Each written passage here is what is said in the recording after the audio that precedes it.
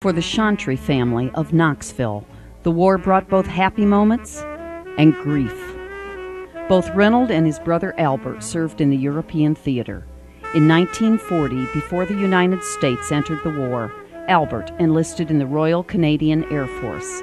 The following November, Reynold joined the U.S. Army and was sent to Greenville for training. When he was in Greenville, I believe it was in Greenville, Pennsylvania, that I could go up weekends. I would work at the hospital and then go up about every second or third weekend. And he could come out of camp and stay at the hotel there with me. They were good times, but they weren't 100% because we knew he was going overseas, which he eventually did. While Reynold was still in training at Greenville, the telegram that every family dreaded arrived. Albert's plane had been shot down over Germany. Everyone in the crew was killed. My husband, Reynold, was stationed up in Greenville, I believe it was, just in Pennsylvania, waiting to be sent overseas. When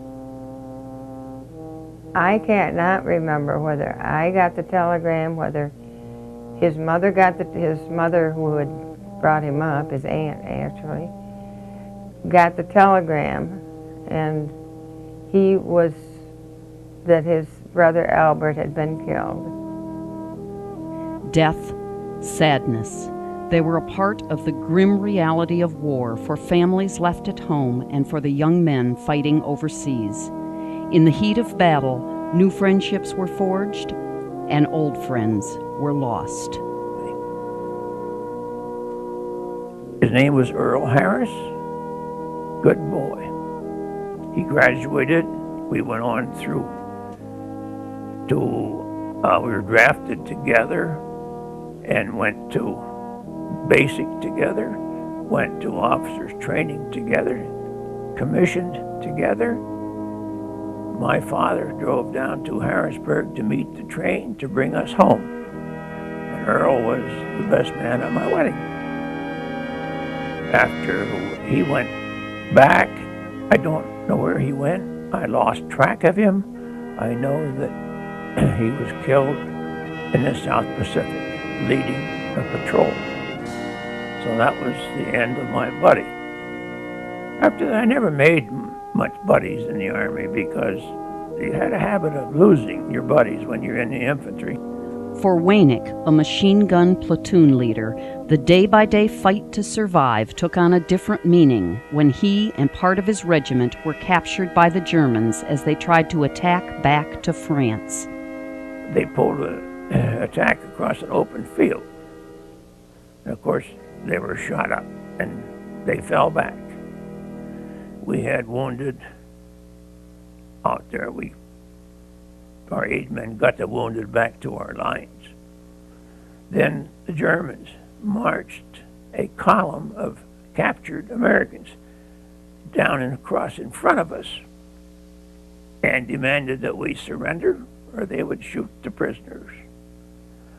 Our leader, who was a captain, called the officers, myself and 2 others there, in to talk with him. We talked with the German who was demanding our surrender. We asked him our situation because we had him under rifle fire, so he couldn't get away. And he told us how we were surrounded, and we knew what he was saying was true. We had not received any resupply of ammunition or food from the 15th. This was on the 19th.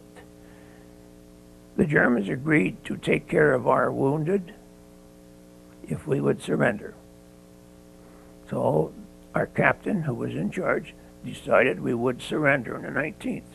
We destroyed our weapons and turned us over to the Germans. Waynick and the officers were moved across Germany to Auflag 13C, an officers' prison camp in the town of Hammelburg. There were between 35 to 40 of us in a room, all officers. We had beds with board mattresses, sometimes straw, sometimes nothing. We had a furnace there. They gave us 1 block of coal for each officer that we had in the room. That was our daily ration of coal. And of course, we tried to keep it mostly, use it at night so we could be able to sleep. Our food was horrible. I lost about 55 pounds in 3 months, but everybody was. So if you could call it food, we ate it. Whatever they gave, we ate it. Some of the stuff had worms in it, maggots.